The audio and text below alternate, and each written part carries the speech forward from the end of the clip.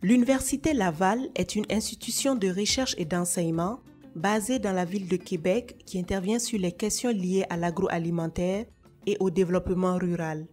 Dans le cadre de la mise en œuvre du projet de recherche axé sur les services financiers et le déploiement d'innovations agricoles au Burkina Faso, cette université est chargée de tester un modèle de référence sur les rôles des services financiers dans la diffusion et la mise à l'échelle des innovations agricoles au Burkina Faso. Il fallait nous assurer que l'aspect recherche était bien traité au niveau du projet.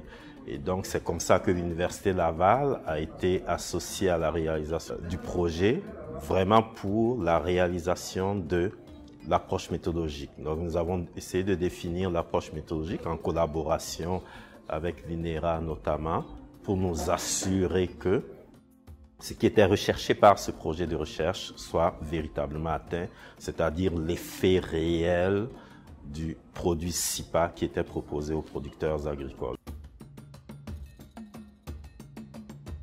L'idée du projet de recherche que nous avons mis en place, c'est une approche de recherche en sciences sociales qui calque un peu ce qui se fait en sciences pures.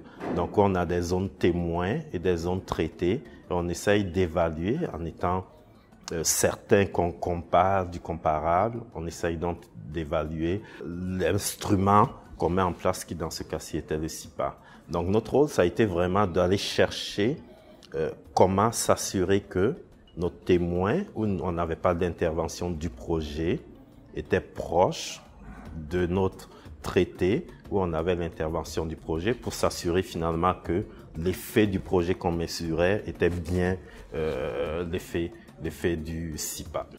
L'expérimentation de ce projet a concerné 2 zones du Burkina Faso, à savoir le nord et le sud, et a porté sur les spéculations du niébé et du maïs.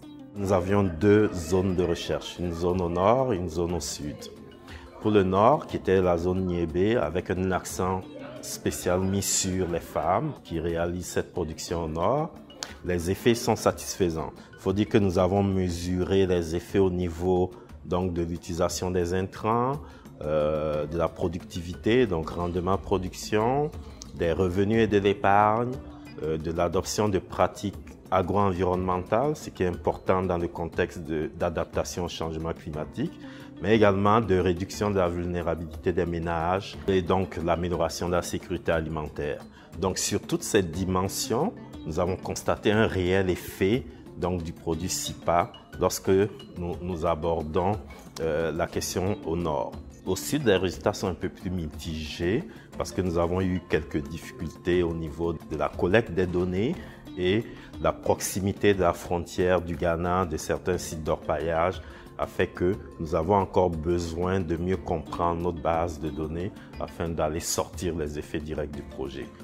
Après 3 ans d'expérimentation, le passage à l'échelle du crédit pour l'intensification de la production agricole SIPA est dépendant de la prise en compte d'un certain nombre de caractéristiques.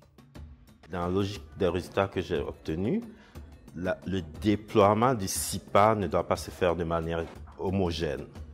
Il faudrait le déployer de manière spécifique pour les femmes parce qu'elles avaient des caractéristiques spécifiques qui avaient un impact sur l'effet du SIPA, donc en termes de performance. Donc le déploiement au niveau des femmes doit être spécifique d'un.